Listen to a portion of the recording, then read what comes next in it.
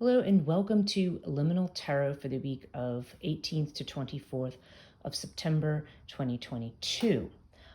This week, what I'm using for spreads is I'm using the Angel Tarot, the McHenry deck. Then we also have my own Antarian Oracle. We have the Wisdom of the Tao. We have the Essential Oil Oracle, Moonology, Dark Goddess Oracle, Voices of the Dark Mothers, and I have another deck in here, which is the Samhain Oracle by Rockpool. And of course, we have a rune. The messaging this week is really quite interesting. Let's start with tarot as usual. Okay, by the way, it's worth remembering that we are in the midst of a Mercury retrograde, and one of the facets of Mercury retrograde is that we are revisiting things. Keeps coming around again. It could be people, it could be situations, that we have gotten, that we thought we had, gotten rid of, or that we've kind of put out of our mind, but now they're kind of back in front of our face again, because now we have an opportunity to look at them with fresh eyes. Okay.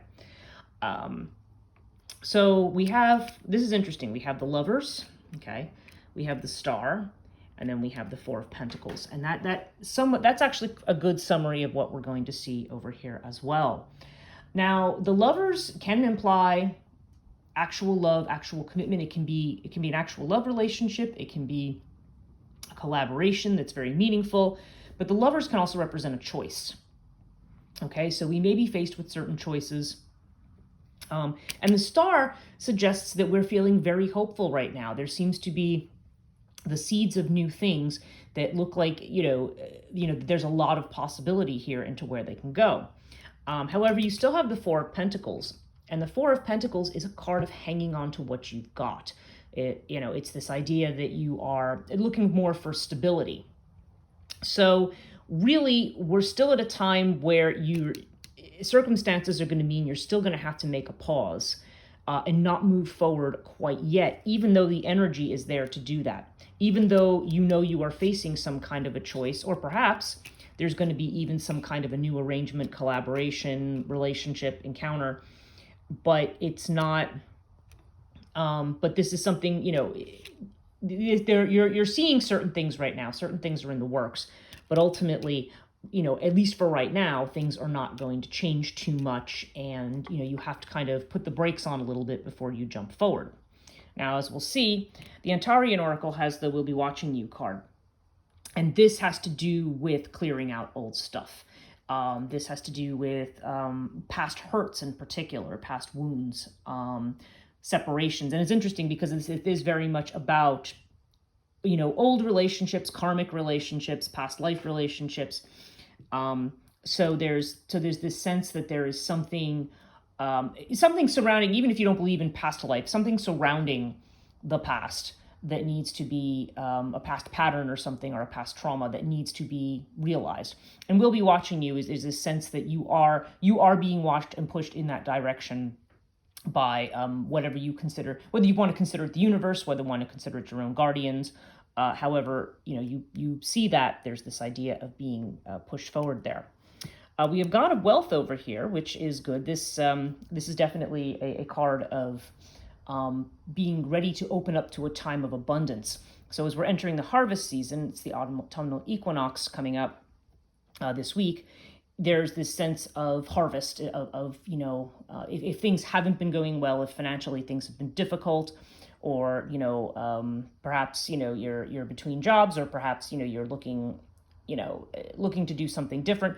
Whatever it is, it doesn't necessarily have to be specifically those things, but there's definitely this sense of being able to, achieve stability, achieve the thing that you want, and achieve, both, that kind of financial and otherwise sense of security that we all actually crave. It's what we're harvesting from our efforts over the year. However, God of Wealth also has the idea that in order to make way for this, we have to clear out stuff that we no longer needs. If you're gonna put a new piece of furniture in your house, you got to, and it's cluttered, you got to get rid of the clutter, right? So there's new stuff coming in, but there's still this idea of clearing out the old. So therefore, again, we have, in order to have this security and stability, we have to make sure we've let go of the things that that aren't serving us anymore. Okay, now the Essential Oil Oracle, we have the Arise card, which the trigger statement is there has to be more than this, and the true statement is I create my world. So you're ready for a higher level of awareness and transformation. I do not like the word higher. I never have. Anybody who knows me, that I kind of despise that whole concept, but I think transformation is the key here. It's this idea that this is time for manifesting, and that also jives with this.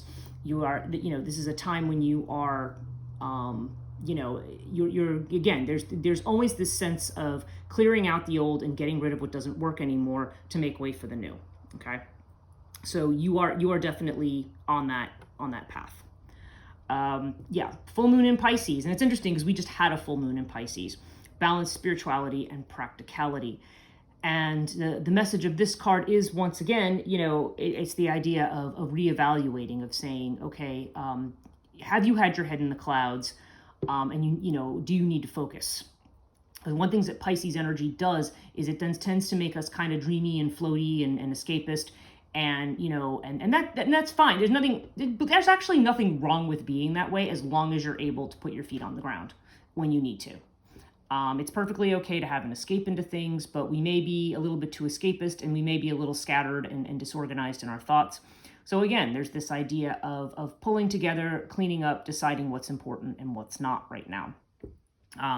The Dark Goddess Oracle, we have a Chang'e, and this card is about, really the message of this card is don't stop trying to control things and stop trying to control other people.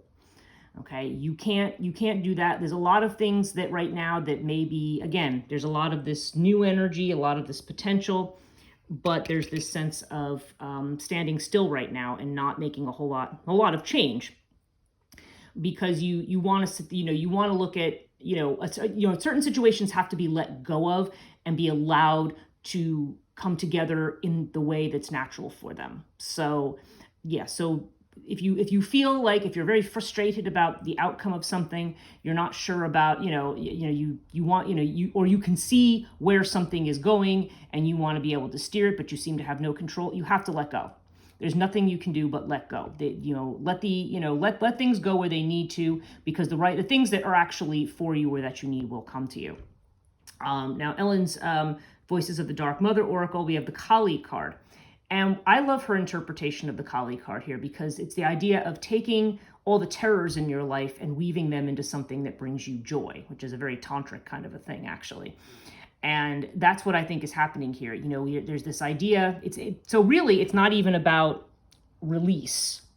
It's really about taking those things and transmuting them almost alchemically or tantrically into something that that brings you joy, that brings you happiness. Like weave your pain into something that creates something new out of it.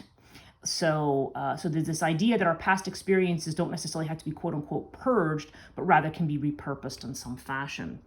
The last card we have here from this Samhain Oracle is the Banshee card, and the Banshee, in this case, of course, represents death, ending, and transformation. We see transformation here, and we definitely have the sense here that we're pausing before things come to an end. And of course, we are entering the dark season, really entering the dark season, which is, you either like that or don't. Some people are lamenting the loss of summer. Other people are celebrating this coming of this season, like myself.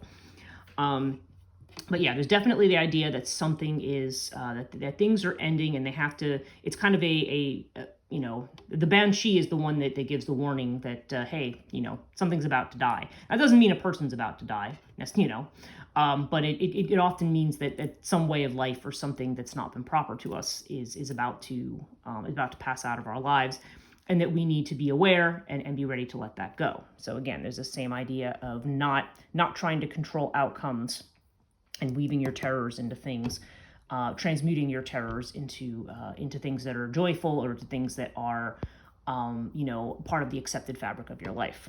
Last thing we've got is the rune, and it's Odila reversed. Odila reversed indicates, again, the literal meaning of this is, don't be bound by old conditioning or old authority.